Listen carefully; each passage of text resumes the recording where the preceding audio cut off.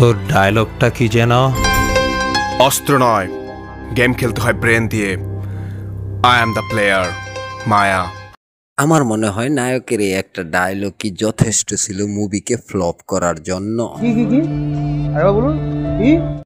আরে ভাই, এই ডায়লগটার জন্য মুভিটা ফ্লপ হয়েছে সেটাই আমি বলছি।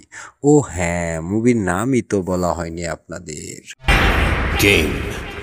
মুভিটার নাম দেখার পর আমি খুব এক্সাইটেড হয়েই মুভিটা দেখতে শুরু করি, কিন্তু ভাই আমার একদম এক্সাইটেড ডাউন হয়ে যায়। আচ্ছা, মুভিতে অভিনয় করেছেন চিত্রনায়ক নীরব এবং শিল্পী বিপ্লব। চিত্রনায়ক এই জন্যই বললাম কারণ শিল্পী বিপ্লবও অভিনয় করেছেন তাই। আর নীরব কেমন অভিনেতা আপনারা সেটা জানেনই, এখানে উনি সবচেয়ে জঘন্য অভিনয় করেছেন।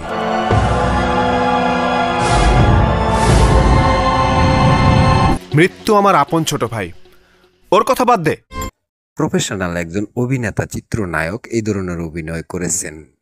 আমি বলবো সেই হিসেবে বিপ্লব ভাই আরো ভালো অভিনয় করেছেন মুভিতে। তেলাপোকাও একটা পাখি, আর মায়াও নাকি ডর। আর নায়িকার নাম আমি বলতে পারবো না, ইতিপূর্বে ওনাকে আর কখনো দেখিনি আমি।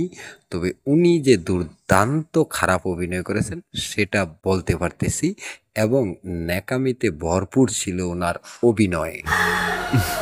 ওয়াও, সমুদ্র এত বড়, হোয়াট আ বিউটি। মুভির কালার গ্রেডিংটা ভালো ছিল, এটা বলতে হবে। মুভির কালার গ্রেডিং খুব সুন্দর ছিল। বেশি বেশি করে বাংলা সিনেমা দেখবে।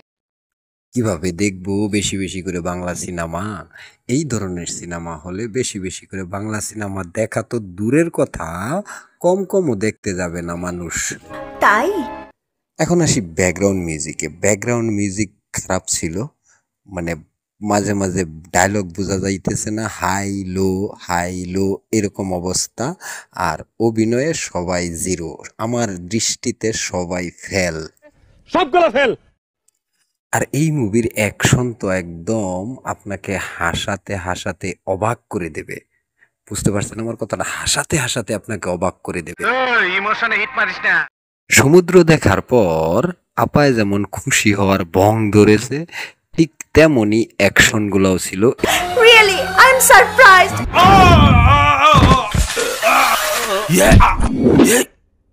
গুলি খাওয়ার পরে এই বান্দা যেভাবে পিছলে দৌড় দিয়েছিল, আমি তো মনে করেছিলাম উনি যেভাবে যাইতেছে ঢাকা থেকে ময়মনসিংহ যেতে ওনার বড় জোর সময় লাগবে 20 মিনিট। আমি বিশ্বাস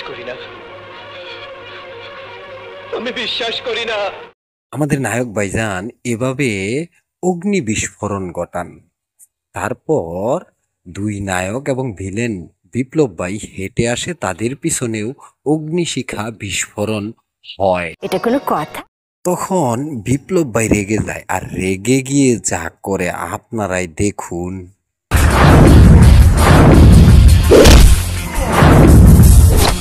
মানে কি বলবো, যাই হোক। এটা দেখে নীরব ভাইজানের খুব খারাপ লাগে, আর তখন তিনি যা করেন তার চেয়েও বিস্ময়কর।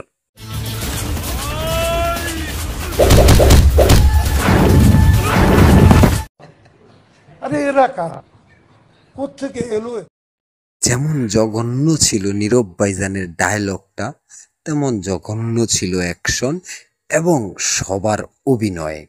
আর এই জঘন্য অ্যাকশন অভিনয় ডায়লগ দিয়ে মুভির নাম হয়েছে গেম। কিচ্ছু হয়নি। কণ্ঠশিল্পী বিপ্লব ভাইয়ের কেন জানি মুভিতে অভিনয় করার শখ হয়েছিল, তাই উনি এই ধরনের একটা বস্তা বস্তা মুভিতে অভিনয় করেন। মারে আমরা বিশ্বাসের কাছে হেরে গিয়েছি।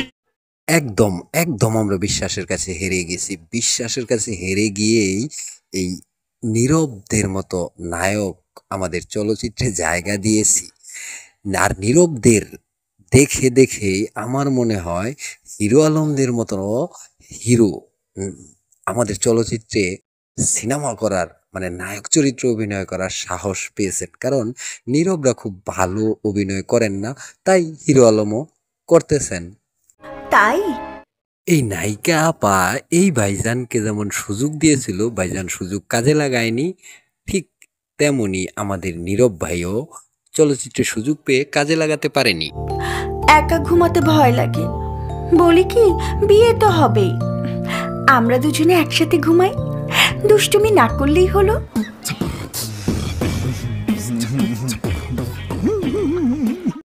দুষ্টুমির চিন্তা বাদ দিয়ে শেষ করতেছি। সবাই ভালো থাকবেন, আমার চ্যানেলটা সাবস্ক্রাইব করবেন, আর আপনাদের সুস্থতা কামনা করে এখানেই শেষ করছি। আবার দেখা হবে নতুন কোনো সিনেমার গল্প নিয়ে বা নতুন কোনো স্টারের আলোচনা সমালোচনা নিয়ে। সে পর্যন্ত ভালো থাকবেন, আল্লাহ হাফেজ। অস্ত্র নয়, গেম খেলতে হয় ব্রেন দিয়ে। I am the player.